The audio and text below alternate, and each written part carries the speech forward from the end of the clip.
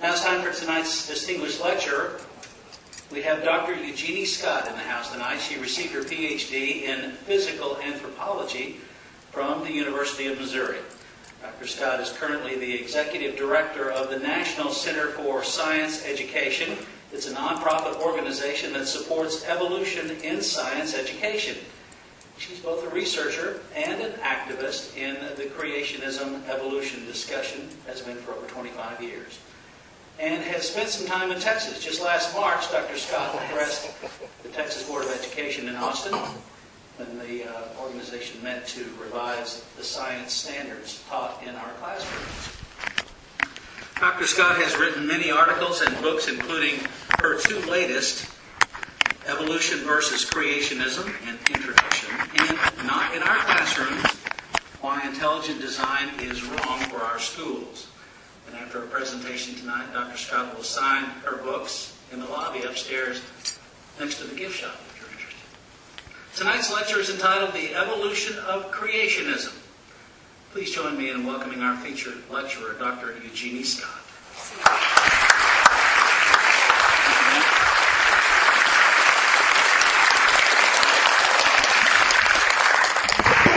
When a nonprofit manager sees an audience this side, we feel like passing a plate too, but I won't.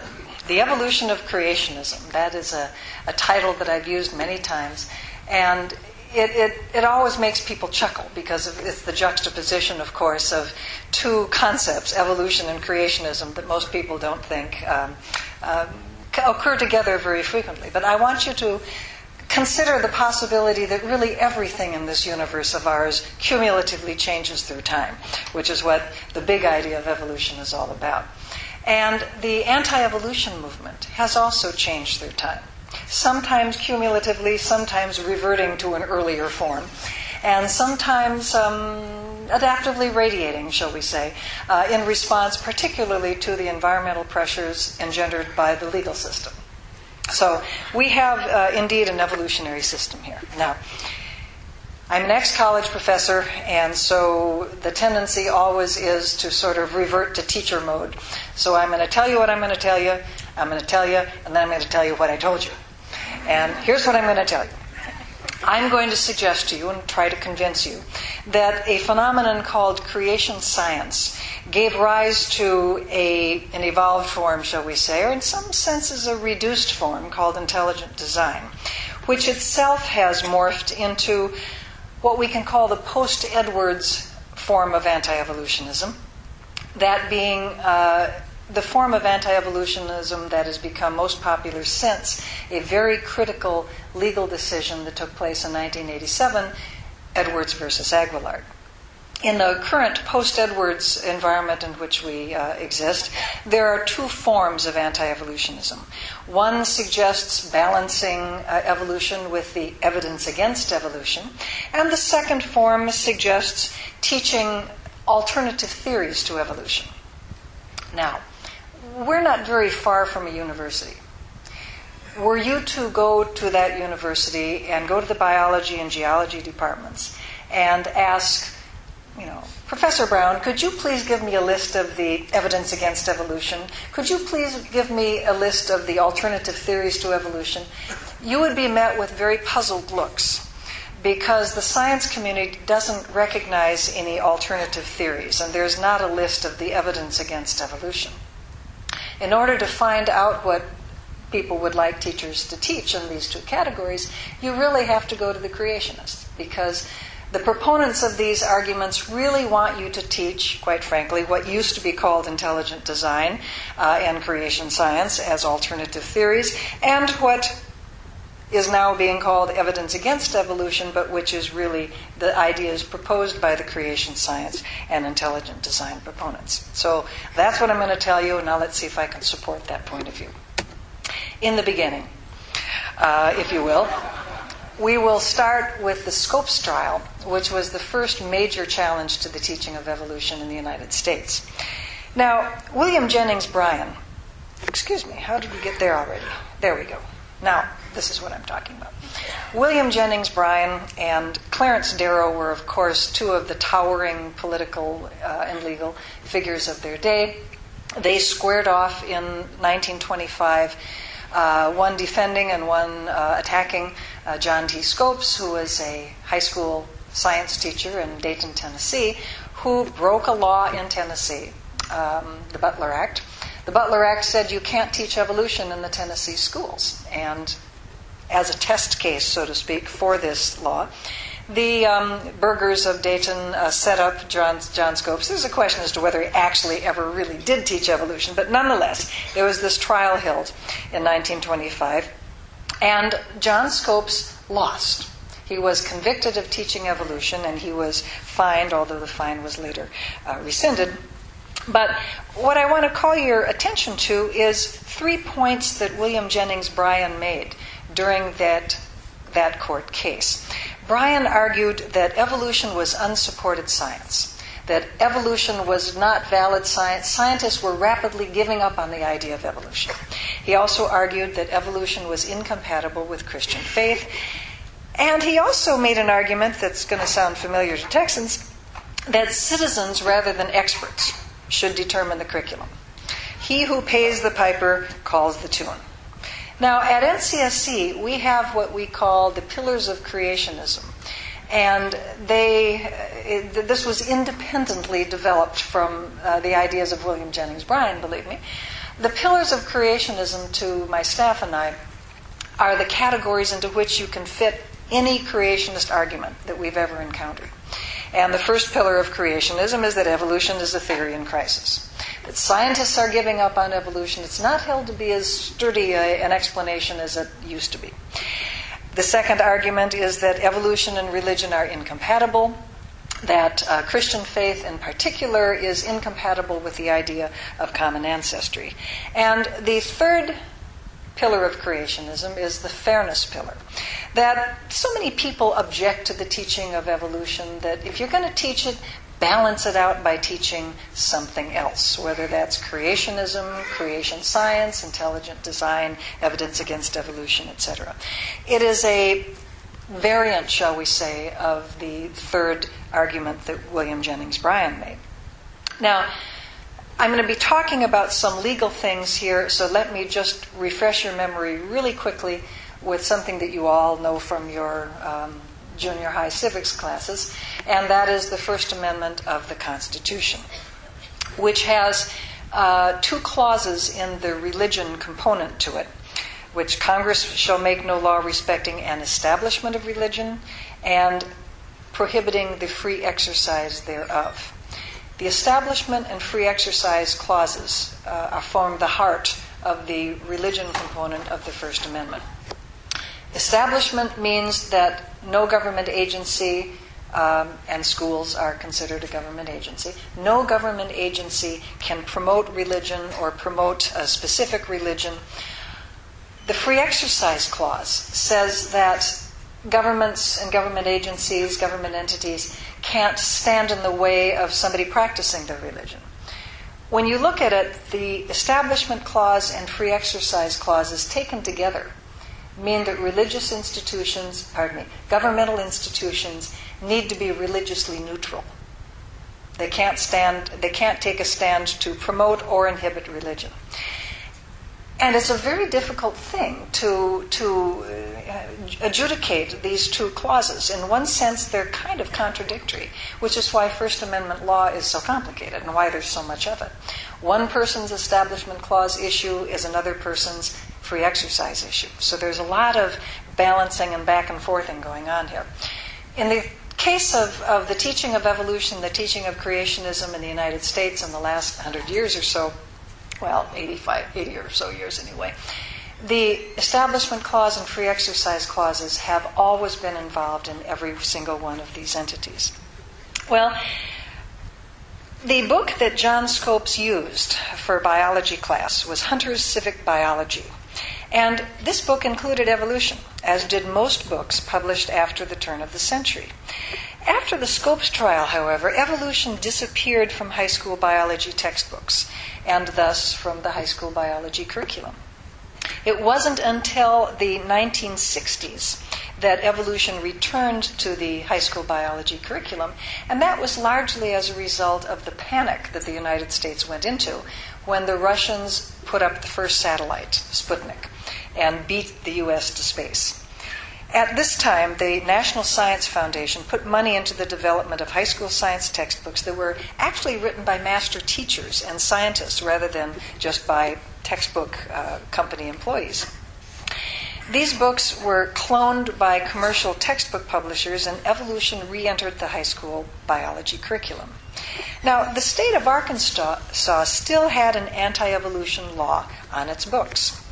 And the Arkansas Education Association asked Susan Epperson, who was a 25-year-old high school biology teacher, a native of Arkansas. Her father was a biology teacher. They were a church-going family. And best of all, she and her husband were going to be leaving the state the next year, so there'd be no repercussions.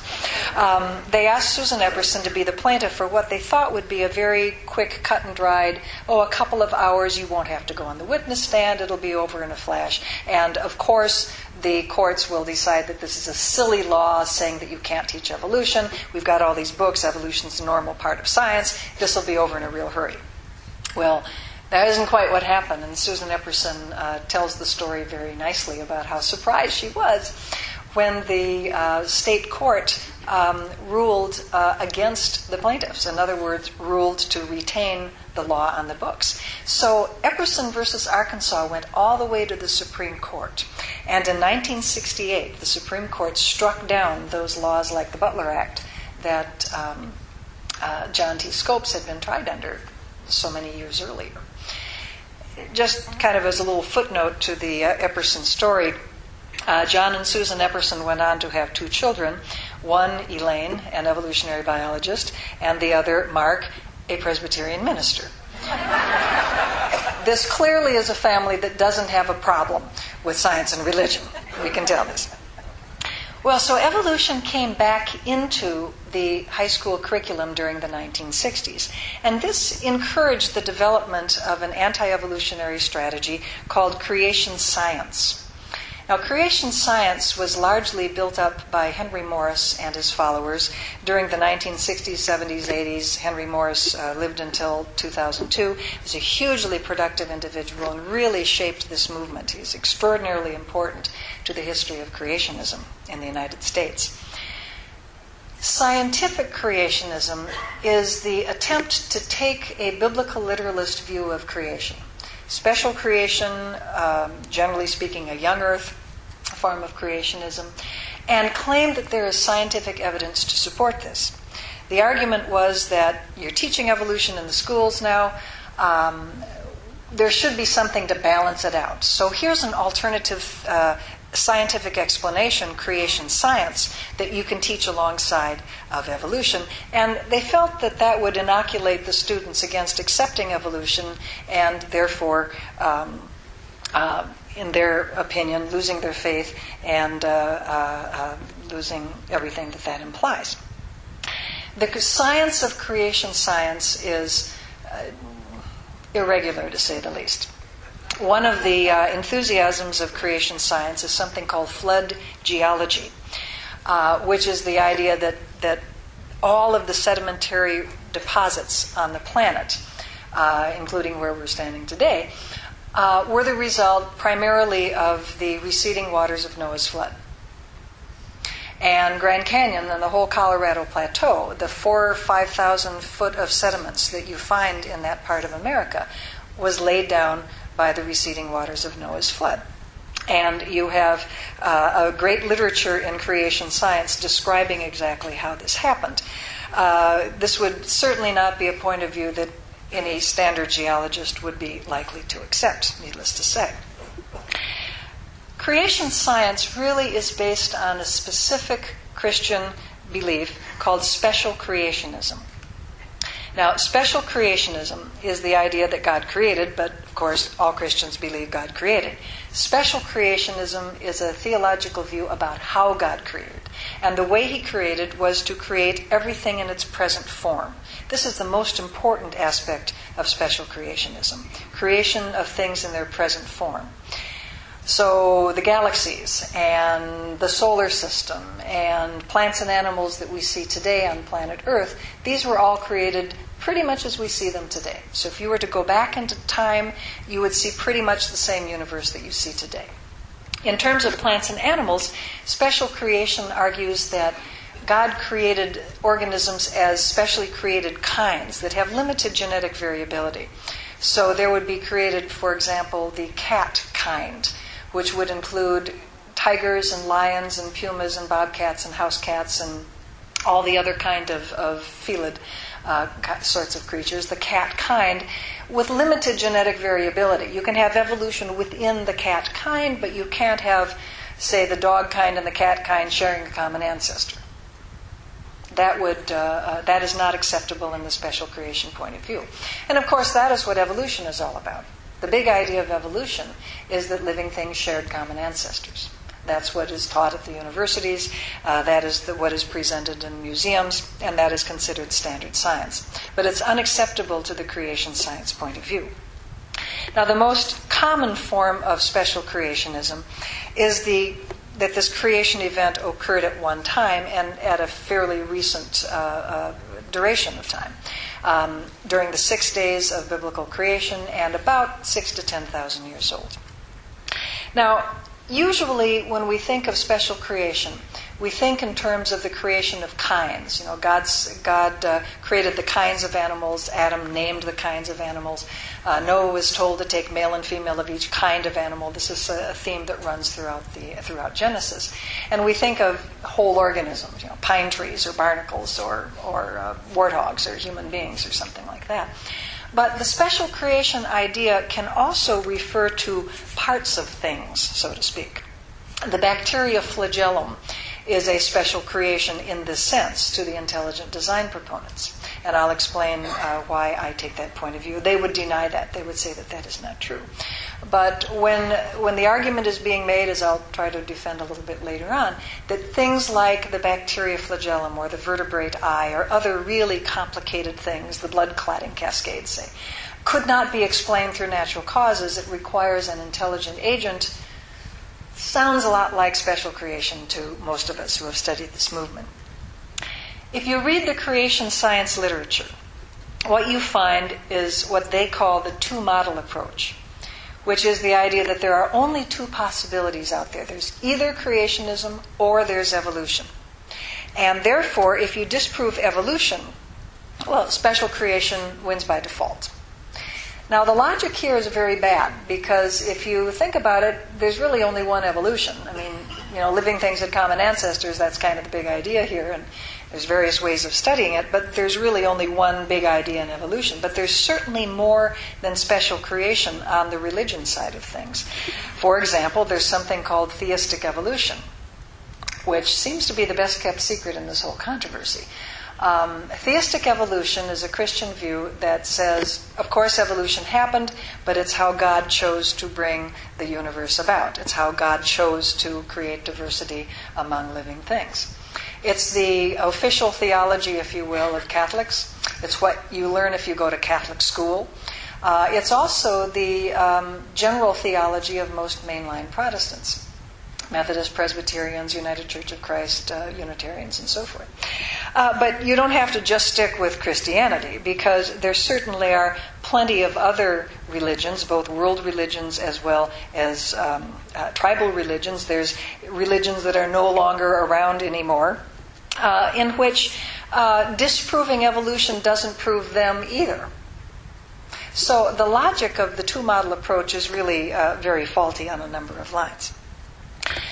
Well, in the 1970s and 80s, there were efforts to get creation science taught in local school districts, and also to get state laws passed, which would require the teaching of creation science if evolution were taught. 2 states passed these laws, Arkansas and Louisiana.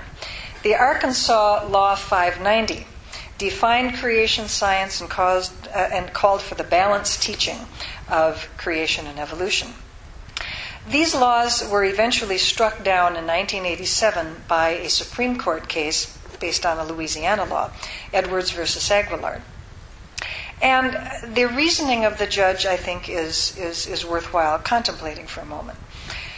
What the judge wrote in Edwards versus Aguillard is the act is designed either to promote the theory of creation science that embodies a particular religious tenet, or to prohibit the teaching of a scientific theory disfavored by certain religious sects.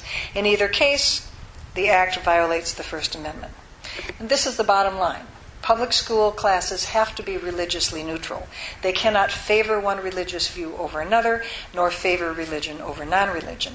Equal time for creation science laws did exactly this, so they were struck down rather forcefully. By the early to mid-1980s, actually, before the 1987 Edwards decision, the handwriting was on the wall for a lot of anti-evolutionists who were disappointed that creation science had failed so badly in a trial over the Arkansas law.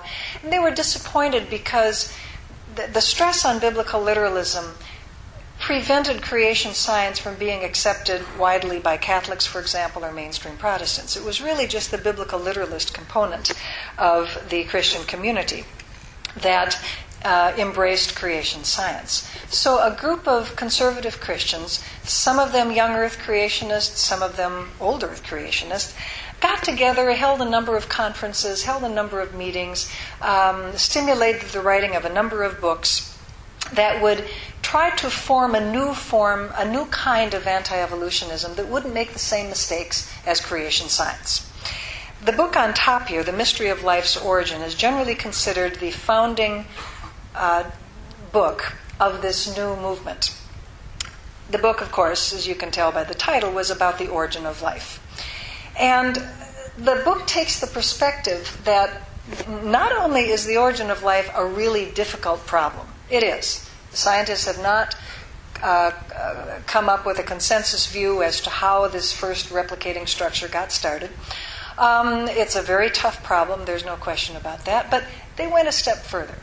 They said it is not only an unsolved problem, it is an unsolvable problem.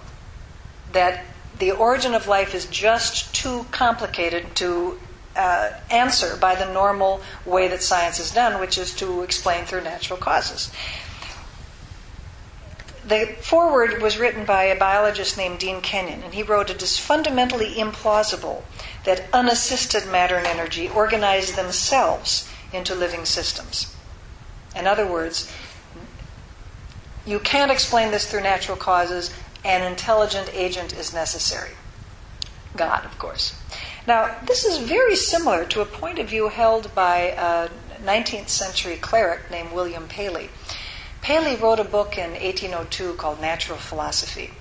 And even if you don't know the name William Paley, you have heard his analogy at some point or another. He's the guy with the heath, all right?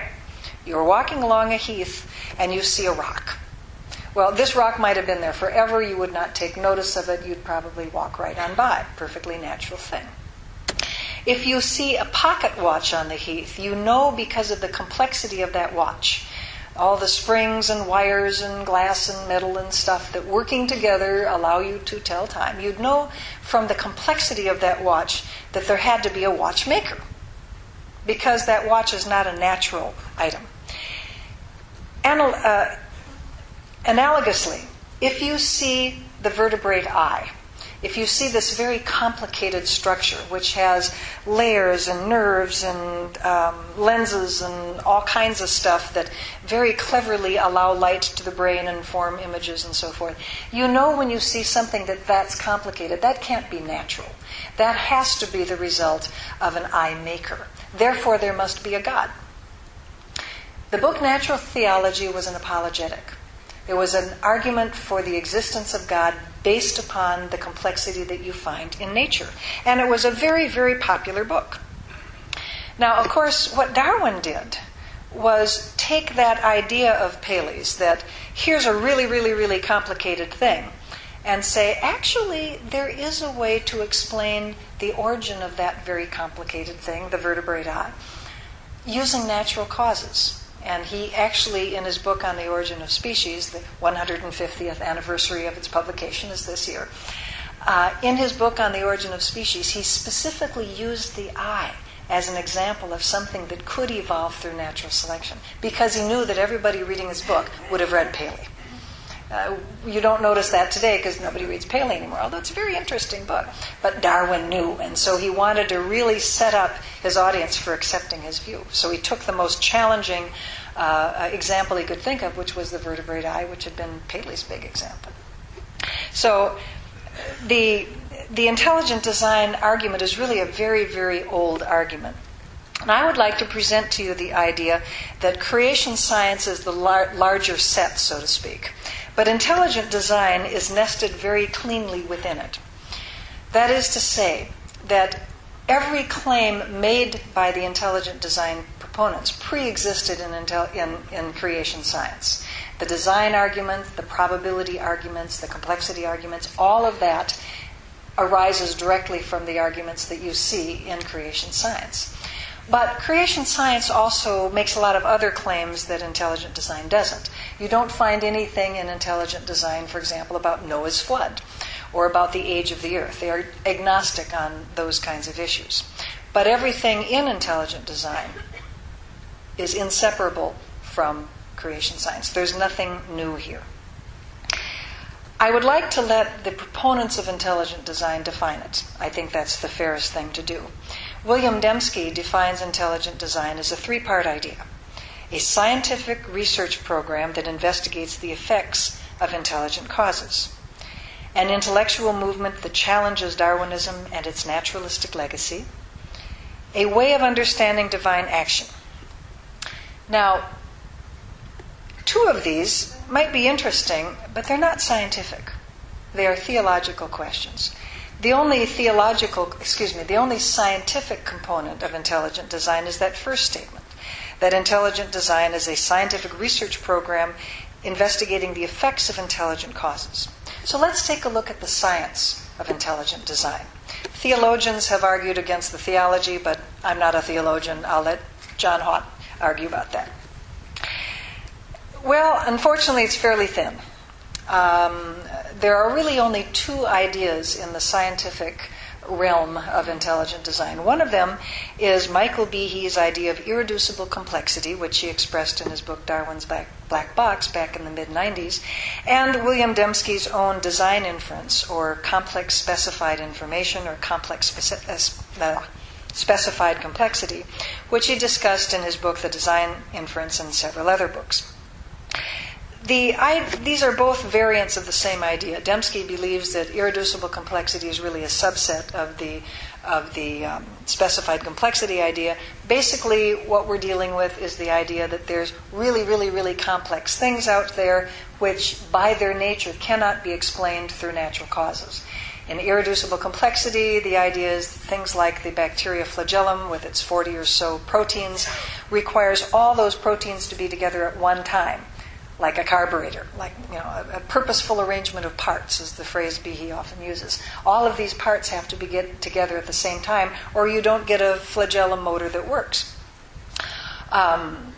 Therefore, it could not have evolved through the incremental process of natural selection. Therefore, it could not have evolved. Therefore, it had to have been the result of an intelligence. And the intelligence spells his name with 3 letters, and the first is G. But I'll let you figure that out. Irreducible complexity is commonly illustrated by Behe with his example of a mousetrap.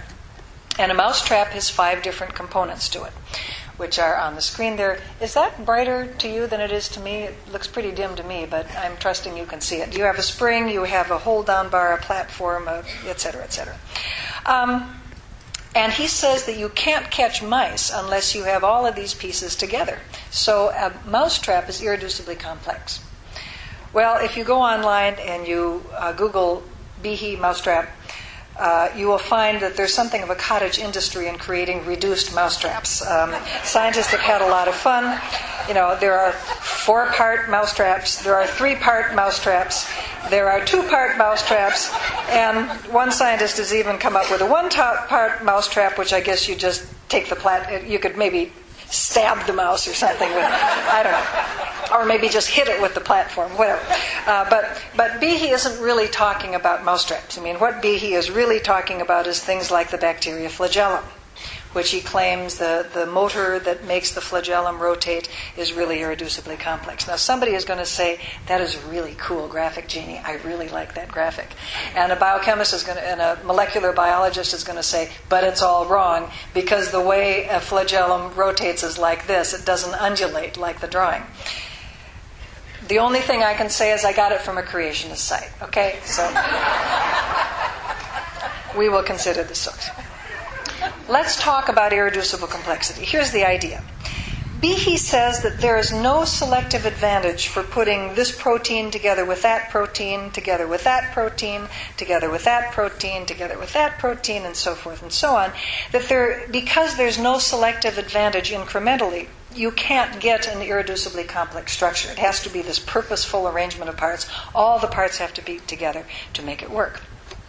And yet, many scientists disagree with that very strongly. What if you had a component, what if you had a protein set, a little mini engine there, shall we say, that had some sort of function in the cell? And if that were to be combined with some other proteins for a modified function, it might be that you could not really have all of these pieces together, so to speak, until very late in the game. And if you only came in at the end of the sequence, so to speak, you wouldn't know that this supposedly irreducibly complex structure actually had component parts which did have functions, which do have functions, and which could explain an incremental process by which this structure could be built up. And in fact, there is a fair amount of evidence that, taking the flagellum as an example, the individual parts of a flagellum do other jobs. There are functional elements that are utilized in other protein engines, so to speak. And it isn't like scientists have totally ignored this extremely interesting structure in molecular biology. Palin and Matsky have actually published an article not too long ago suggesting a very plausible sequence for how bacteria flagellae could have evolved. The first point they make is there's no such thing as a bacteria flagellum. There's about 40 different kinds of flagellae, and the kind of model that Behe uses is actually not representative of the real world, because many of the alternate flagella forms utilize different kinds of proteins or are not as complete as the one Behe uses, and so forth. And the basic idea here, and I would strongly encourage you to take a look at this article, it's in Nature. The basic idea here is that there are homologous proteins located in other type of cell components and among the various kinds of flagellae that you can see in nature, and that there's a very plausible sequence by which you can go from a very simple kind of construction to something like a full-blown, very complicated flagellum, such as Behe talks about. If we were to use our mousetrap example as sort of an illustration of this, what if you were to take parts of the mousetrap and use them for other purposes? If you had, for example, the spring, the hammer, and the platform, if you only had those three parts, you could make a tie clip, some very painful earrings. If you only had the spring and the platform, well, you could make a paper clip out of that. If you only had the hold-down bar, you could make a toothpick or a fish hook. Of course, depending on whether you actually were catching mice with it, you might want to go for the fish hook, actually, rather than the toothpick. But nonetheless, the point here is that... excuse me. We lost something. Oh, well, that's interesting. We seem to have lost that slide. It doesn't matter.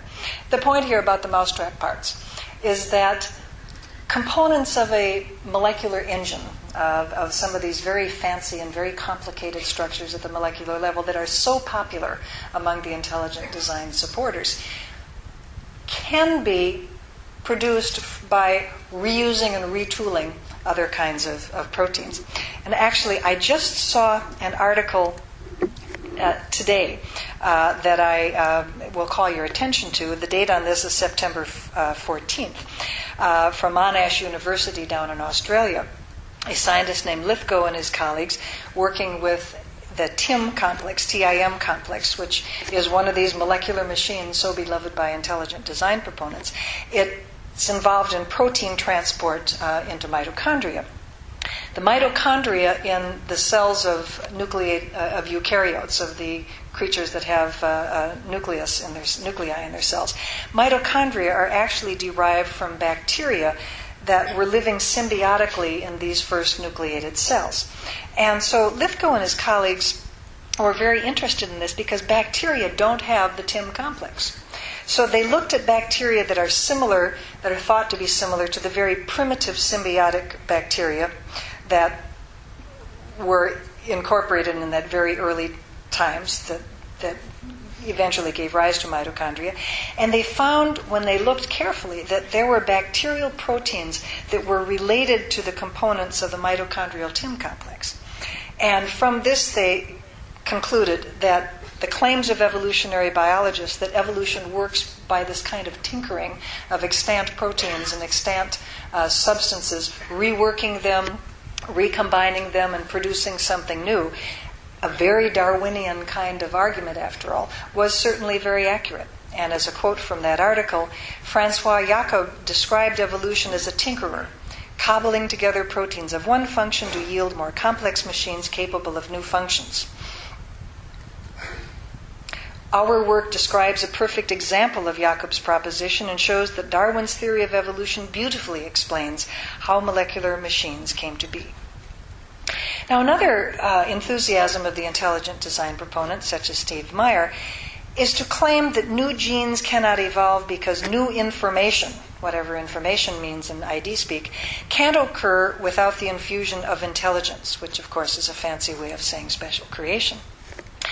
And yet, you wonder when they come up with these statements whether they have ever taken even the most minimal amount of time to familiarize themselves with the scientific literature on this topic. Because if they were, they would easily find that there are lots of articles out there talking about how new information, new genes, and so forth can come about in genetics. There's a whole subdivision of biology that looks at the evolution of new genes, and well-accepted procedures such as exon shuffling, listed here in this review article, lateral gene transfer, gene fission and fusion, duplication. Of course, no evolutionary biologist ever said that complex structures were produced by chance, but by natural selection with contributions from other evolutionary mechanisms. But the position of the intelligent design proponents is that evolution can't do the job, therefore an intelligent agent had to be involved. I don't know about you, but this sure looks an awful lot to me like the two-model approach of the old creation science folks. Disprove evolution and special creation wins by default. Oops, I mean intelligent design. Well, intelligent design had rather a bad patch. It was going along quite well until 2005. When the school district in Dover, Pennsylvania, voted that the teachers needed to teach intelligent design. A group of parents sued the school district because they didn't want their children to be taught a religious view. And when the dust settled, a federal district court judge, by the way, a Republican church-going judge appointed by George W. Bush, not your basic activist liberal judge, mind you, a broad-minded judge, listened to all the evidence presented by the intelligent design proponents and the evidence presented by the plaintiffs' lawyers and witnesses, and ruled that intelligent design was not science, as had been claimed, and it was, in fact, a religious view. In fact, it was a thinly veiled version of creation science, and that its teaching was unconstitutional in the public schools, so the Dover policy had to be dropped. So intelligent design, we find, is not being promoted as vigorously in the last few years as it had been promoted previously. So what is the creationism du jour? Well, to understand where we are today, we need to go back to Edwards versus Aguillard, which we talked about, you heard about not too long ago. In Edwards versus Aguillard, you recall creation science, equal time for creation science laws were struck down. But there were a couple of comments that were made by, first, the author of the decision, Justice Brennen, but also by Justice Scalia in a dissent from the decision. Now, what Brennen wrote is that it was perfectly legal to teach scientific alternatives to evolution, which of course is true, if there were any. And of course, creation science was the original scientific alternative to evolution, but intelligent design came up to seize that particular mantle. But Scalia's dissent is really the one I want to focus on now, because in Scalia's dissent to Edwards, he wrote that teachers have a right to teach the evidence against evolution, and that is the creationism du jour. And we have seen many examples of this. There are a number of euphemisms for the evidence against evolution. In Ohio, the state school board, in Ohio, the state science education standards at one point called for the teachers, the students, to critically analyze the evidence for evolution. Let me tell you a little bit about linguistics here.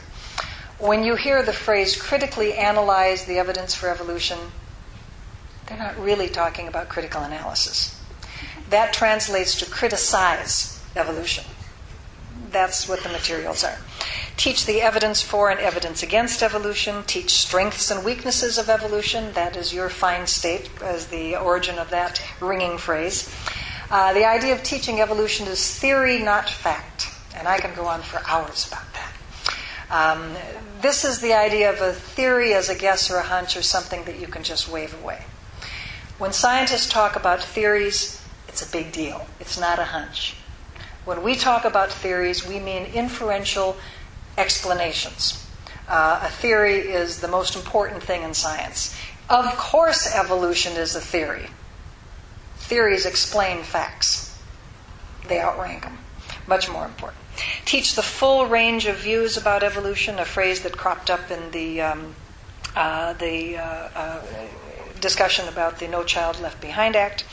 And teach the controversy, which is a really interesting phrase the intelligent design think tank, the Discovery Institute in Seattle, has been promoting.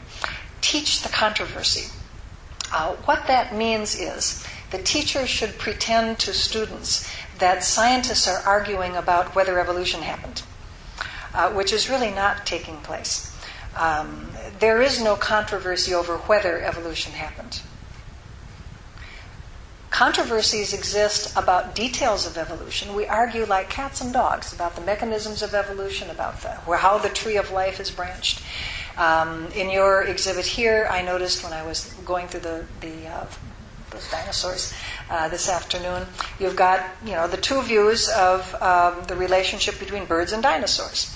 Is there one bird-crocodile clade and dinosaurs go off this way, or are dinosaurs the sister group and, are crocodiles the sister group and birds and dinosaurs another lineage? Those are the kinds of legitimate arguments that go on in any science.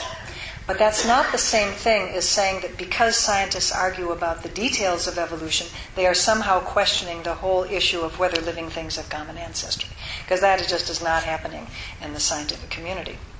And I usually encourage people to go to your local science library, go to your local university library, go to the science department, pull out half a dozen journals like Science or Nature or Bioscience or Cell or whatever, and just see if there are any articles in the table of contents where scientists are debating whether living things have common ancestors. If you find any, let me know. That'll be very interesting. I predict you won't find any. Now, over the last few years, we've seen a lot of efforts to try to get either alternative theories or evidence against evolution into the science education standards of states around the country. And in our very own beloved Texas, we have had some very interesting problems along those lines as well. Now, in Texas, you have standards called the TEKS, the Texas Educational Knowledge and Skills. The most recent development of the TEKS was in the late 1990s, 1998. At that time, this process skill, 3A, was placed into the TEKS. Students is expected to analyze, review, and critique scientific explanations, including hypotheses and theories, as to their strengths and weaknesses using scientific evidence and information. Now, this sounds pretty innocuous, and actually it applies to all science disciplines. You find 3A in chemistry and physics and biology and environmental science and all of the science disciplines in the TEKS. You find this same process skill 3A. Just a quick little dissection here of science education standards. In any state, the standards generally has two components. One is the science as a way of knowing how do scientists think about problems, how do you set up an experiment, the process skills is what they're called. The second component of science education standards is the content. What do you teach? In chemistry or in physics, you teach optics, you teach mass, you teach matter, whatever. So this is a process skill, and it's numbered 3A. It happens to be the case that in 2008 and 2009, the Texas TEKS were being revised. And committees were appointed in chemistry and physics and biology and across the board to look at the 1998 TEKS and decide whether or not changes should be made, update them, review them, and so forth. It's a good practice. What happened in between, in 2003 and 4, biology textbooks came up for adoption, and there was a big fight. Some of you were there. I was there. There was a big fight over whether process skill 3A required the high school biology textbook publishers to put in the evidence against evolution, to put in the weaknesses of evolution. And this was a very large and very difficult fight. The good news is that when the dust cleared, the board did not require anything more than just cosmetic changes. No textbook is perfect, so obviously there are going to be revisions, and that's perfectly fine. But the weaknesses of evolution were not jammed into the textbooks, which was very good. Which meant that when the TEKS came up for revision in 2008 and 2009, the board members who had really supported weakening the coverage of evolution in textbooks wanted very much to retain the TEKS 3A, that strengths and weaknesses TEKS.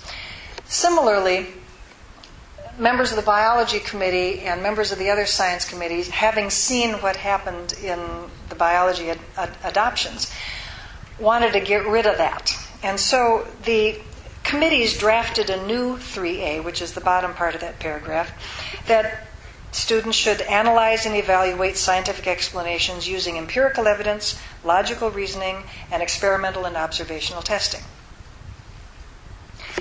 This was really good, because this is what scientists actually do. This is what scientists actually do when they contemplate new data, when they formulate new explanations, when they build new theory. This is what happens in science. It was a very good standard. Well, Dr. McElroy and some of his allies on the Texas Board of Education were not pleased with this new wording. They really wanted that idea of strengths and weaknesses. They really wanted that idea of qualifying evolution in some way. They wanted to restore that. This took place over months and months, the January meetings, the March meetings, Sturm und Drang. You can read about it on our website and on other websites. The Texas Citizens for Science has a very, very good description of what went on.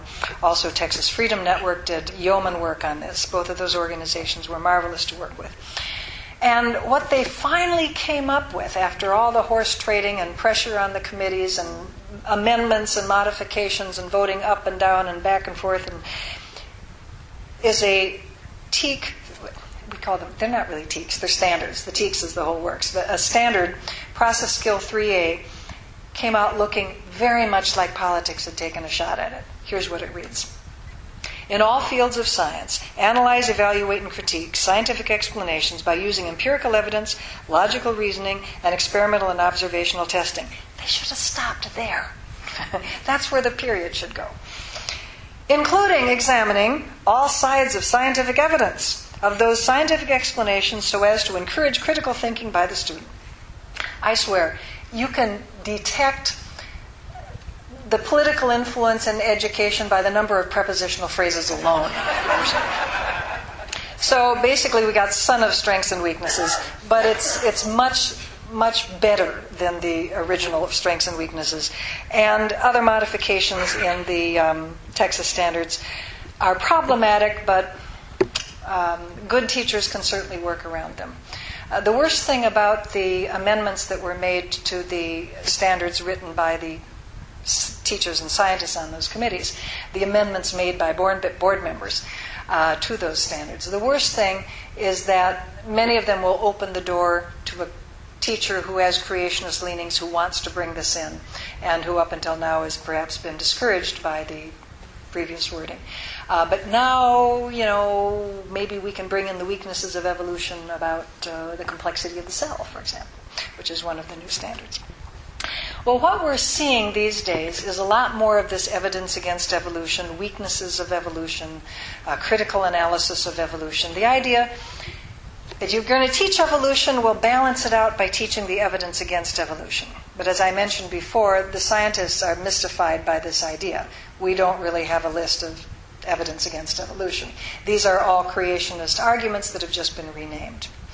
My hypothesis on this is that the creationists believe that if you teach evolution and then teach evolution's crap, frankly, pardon my language, if you teach that evolution is bad science, that students will decide, oh well, evolution didn't happen, therefore God must have specially created. Because I have a feeling that, hello, what happened here? Excuse me. There. I'm seeing something different from what you see. And what I saw was really, really different. Terrible things happened. But anyway, I'm back to business. I think Windows was allowing me the opportunity to do something special, and I'll pass up on it. Maybe Microsoft will someday donate to NCSC, so I'm not going to say anything about that. Yeah, I run a nonprofit. I keep thinking about things like that. So what we're seeing these days is a lot more of this, teach evolution, but then also teach that evolution is weak science. My hypothesis is this is in the hope that students will reject evolution and will conclude that, therefore, a special creation occurred instead. One of the very clever ways that this is being marketed is through something called Academic Freedom Acts. This is legislation that's being proposed in states around the country, in state legislatures, that would focus on the, shall we say,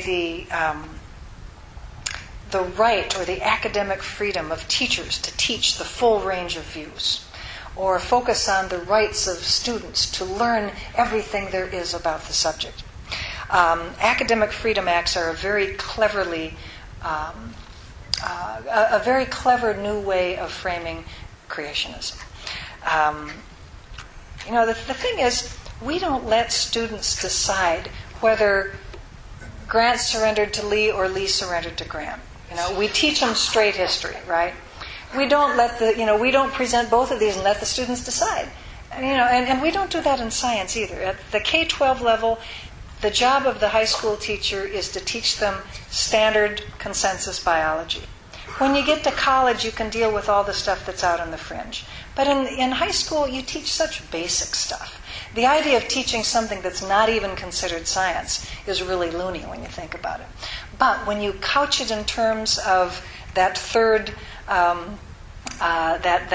pillar of creationism, the fairness pillar, it really resonates with Americans. It makes so much sense. It really appeals to our sense of fairness and justice and letting everybody's views be taught. And that's a great thing.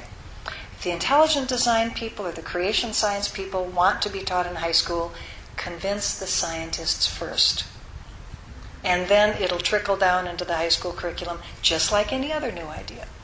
But you don't bypass that whole process of being evaluated by knowledgeable people, which is what the scientific community is. You don't bypass that process and using the political realm move into the high school without having first proved yourself as a valid explanation for how the world works. And thus far, the intelligent design people particularly have not done the heavy lifting of demonstrating that their views really help us understand the natural world. Until they do, they don't deserve to be taught at the high school level. We have nonetheless seen a number of efforts to introduce academic freedom legislation into states around the country, including some somewhat surprising ones like Maryland and Iowa, and Michigan, not your basic Bible Belt kinds of studies. If you want to know more about that, go to ncseweb.org. The academic freedom legislation is very interesting. They assiduously avoid the mentioning of any kind of religion whatsoever. And of course, that's to avoid the Establishment Clause. The creationism has failed miserably whenever there's even been a hint of religious component there. They stress free speech, academic freedom, rather than Establishment Clause kinds of issues. They often are protective bills, in the sense that a bill will protect a teacher who wants to bring this bad science into the school. A teacher wants to bring in creationism, or wants to bring in the evidence against evolution. According to if you pass a bill like this, the teacher will be protected. The school district can't go after them. Well, of course, you can't willy-nilly violate the Bill of Rights. I mean, there's a reason why we have these laws, and there's a reason why they apply to the states, because they are basic American constitutional rights. You can't pass a law saying, well, that one doesn't count. You can violate it if you want. It doesn't work that way. That's not how it works in our democracy. The other thing that they do about these academic freedom acts that's very clever from a legal standpoint is that many of them are permissive bills. Rather than saying, teachers shall do A, B, and C, they say teachers can do A, B, and C. The difference there is not terribly important probably to most of us, but it's very important to lawyers. Because if you have a bill that states teachers must do A, B, and C, in Dover, Pennsylvania, teachers must teach intelligent design, you can go to a judge and say, I want an injunction. You can go to a judge and challenge that law on its face, because there's good evidence that something bad will happen if that law is carried out. If you have a permissive law saying, well, teachers can teach intelligent design if they want, teachers can teach the evidence against evolution, most judges will say, well, maybe nothing will happen. Let's just see how this plays out. That means you have to do what lawyers call an as-applied challenge. You've got to actually find a teacher who is stepping over the line. You have to find somebody in that classroom who is going to be in the classroom the following year. So you have to find a willing plaintiff and a plaintiff that has standing, which is very important. In other words, the barriers to challenging this law get much, much higher if it's an as-applied challenge than if it's a facial challenge. So this is a very, very clever, this is a real evolution of creationism. Okay, they've become much, much smarter legally in terms of how they're trying to get their ideas into the classroom. And of course, if you go to the academicfreedomact.org site, you can see how they're framing this in terms of the teacher's right to teach and the student's right to think and learn. And it's all very positive and just wonderful. And you think, yes, critical thinking for everyone. Except why would we bother teaching students a lot of wrong information in the guise of critical thinking? Wouldn't it be better to have them practice critical thinking about issues that are actually controversial, issues that actually have supporters for both sides? In the scientific community, you'll have to look very, very hard to find scientists saying, well, maybe living things didn't have common ancestors. No, this is a done deal. It's kind of like heliocentrism. It's an idea that's here to stay. All right, what we've talked about is creation science gave rise to intelligent design. That also gave rise to the post-Edwards period, evidence against evolution and alternative theories, which, alas, come back to where we started again. So in one sense, there hasn't been much evolution, I guess. But at least the terminology has evolved. And even if not very many of the ideas have. If you want to know more about this issue, and more about teaching of evolution, our website is ncseweb.org. Actually, we just got the domain name, I should change the slide, ncse.com. Robert Lunn guilt-tripped the cyber squatters who were sitting on the domain name. We are a worthy nonprofit. You should give us that. Oh, okay. So we're also now ncse.com, but we are a nonprofit. Anyway, if you wish to, you can sign up for a Friday electronic newsletter that we put out every week. It gives you an update as to what's going on in the creationism and evolution controversy. You can get really depressed. If you go to the news page, you'll get a listing of all the various things that have been going on. You can search for your state or some other state. You can search for this year, last year. You can. It's a very useful archive. Any of you students who have to write papers on the creationism and evolution controversy, you want to go here because you'll get a lot of raw material to deal with here. And of course, we are a membership organization, so I don't want any of you to join. Of course, that's not. We would obviously welcome you joining. I am always asked in every talk I give, how come we have this problem and nobody else seems to have it? So I wrote an article about it because I got really tired of answering the question.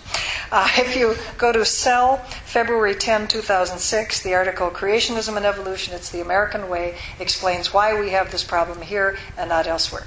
But I'm sure somebody will ask that question anyway, so if you do, I will answer it. ncseweb.org or ncsc.com. Glenn Branch is my deputy director, and he does that marvelous Friday electronic newsletter. Excuse me. Louise Mead is our education director. Robert Lunn is the communications director. Peter Hess is the faith outreach director. And the three guys who do the flare-ups wrangling, Josh Rosenow, Steve Newton, and Eric Mickle, are the ones who answer the questions from the teachers and school boards and other people who have problems with this very difficult controversy. And like all right-minded organizations, of course, we are on Facebook, right? So you can join us there. And even if I forgot my pearls today, I'm also on Facebook. Thank you so much for coming out to hear me tonight.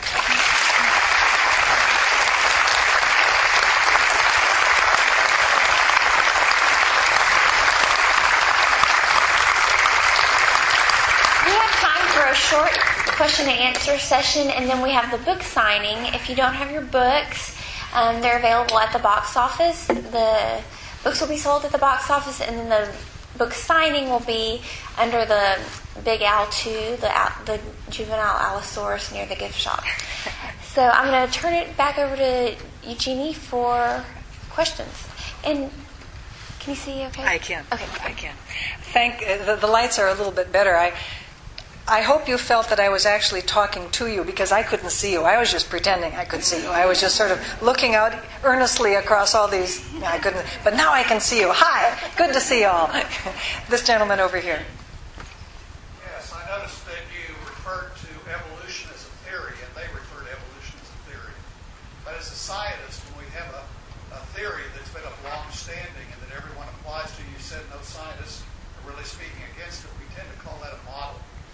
And inside the model of evolution, there are many theories, such as how this thing happened or that happened. But in physics, we get that same argument. It's not a theory; it's a model. Evolution is a classic model, not a theory. This gets into the way we define the different parts of science, and physicists do tend to use the word model much more than biologists do. But I think we agree this is a solid explanation of many factors of, well, actually, astronomy is also an evolutionary science, isn't it? Cosmology is evolution. There are many theories within the model. Absolutely. Thank you for that comment, sir. This lady right here. The academic freedom bill, at least in Florida, when I read, and I can't remember if I read the Senate or the House version, students are protected as well. So if the teacher gives an open-ended question to which God could be the answer or some supernatural cause, the student shouldn't be penalized. They should be protected under the academic freedom. More comment than her comment was a very useful one. In the Florida Academic Freedom Act, which mercifully did not pass, but in some of the other academic freedom acts that we've seen springing up, they also have a provision protecting students. And that's the sort of thing that just gives teachers the willies. Because basically the student is protected and can express his own views as, say, test questions, right?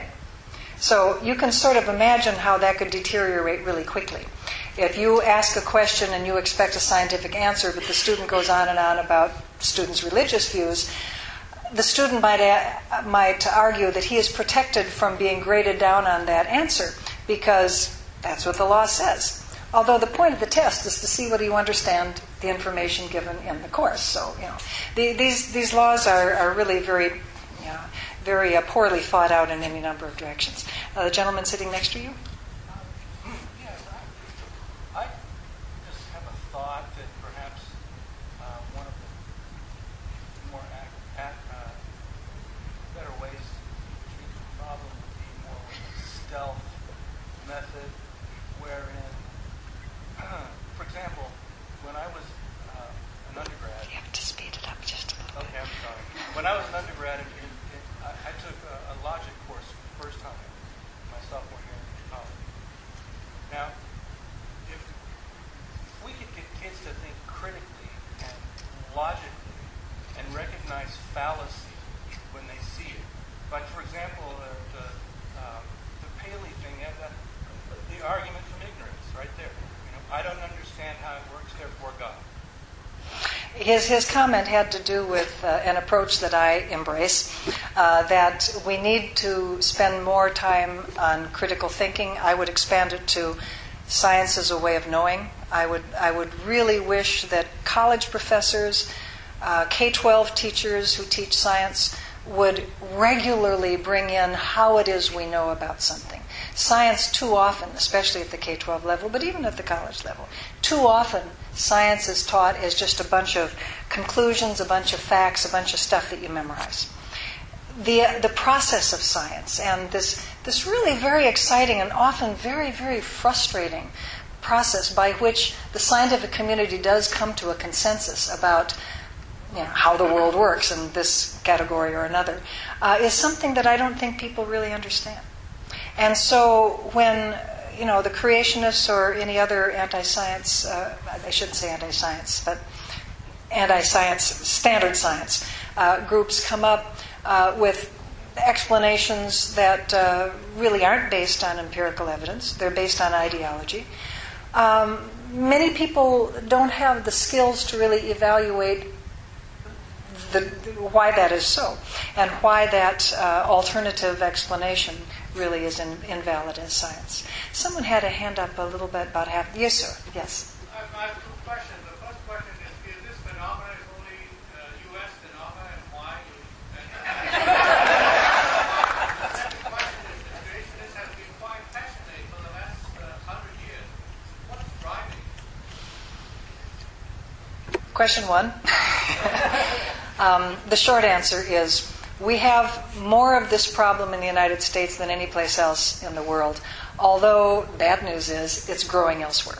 And it's growing largely as an export from the United States because evangelical Protestant missionaries bring creationism as well as the Bible and the Word of God and the other religious ideas that they are trying to encourage people to adopt. And the idea of creationism is being spread in that way as well. We have it here so seriously, shall we say, mostly for two reasons. One, we have a very decentralized education system where decisions tend to be made at the local school board level, at the state level. We don't have a national curriculum. Whenever I get a call from a reporter from Europe or Great Britain or Japan or something like that, they always are completely mystified when I tell them that we have this local control of education. We don't have a national curriculum. They go, huh? That's the weirdest thing they've ever heard. That's the way we do it. We really, really feel strongly about local control of education. So we have these local school boards, and that's where we made our decisions. Even if those local school boards, bless their hearts, public-minded citizens, don't know anything about math or science or history, or whatever. We let them make the decisions anyway. So as a result, we have a very patchwork kind of education in this country. So this district teaches evolution, these districts don't, this district does, these don't. So we have a very loose kind of understanding of what the science of evolution really is. The second reason has to do with the religious history of the United States and the fact that in the 19-teens, a new form of Protestant religion developed in the United States, and it was very, it was constructed. A group of wealthy businessmen in Southern California commissioned a number of scholars to write a series of 12 pamphlets called the 12 Fundamentals. And these were the 12 fundamentals of the Christian faith. And this, of course, became the basis for fundamentalism, which is a very conservative form of Christianity that deals with the inerrancy of the Bible, which drifted into biblical literalism. Although the earliest, if you read the fundamentals, they're not as hardcore biblically literalist, nor actually as anti-evolutionary as fundamentalism later became. But because of this particular kind of decentralized decentralized religious tradition that we have here, and the growth of this particular form of conservative Christianity called fundamentalism, we have a much more conservative kind of Christianity in the United States than elsewhere. We also have a much higher percentage of citizens who believe in God and who attend church and so forth than most developed countries. So the religious history, the education history together forms, I think, the backdrop for why the creationist movement has been so successful here. But as I say, it's spreading elsewhere as well. I forget what your second question was. All right, that's good enough. One last question, sir. I think one last question. Since all religions have come up with their own creation theories, and of course Christianity is the belonging of Adam and Eve, have you advanced beyond religion to become an atheist? Well, I haven't advanced beyond religion. I was raised a Christian. I'm no longer a Christian. I think in terms of my personal religious belief, I would have to agree with Thomas Henry Huxley that in this world we cannot tell.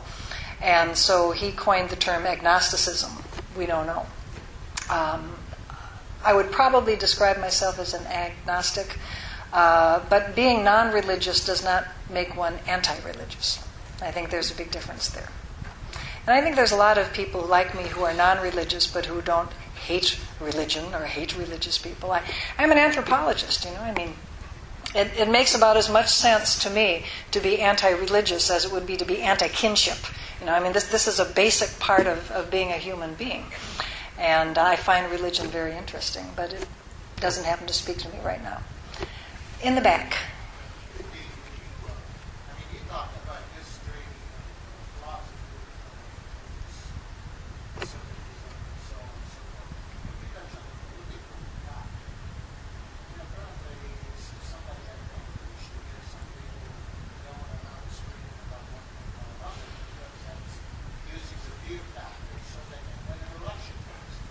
His comment has to do with,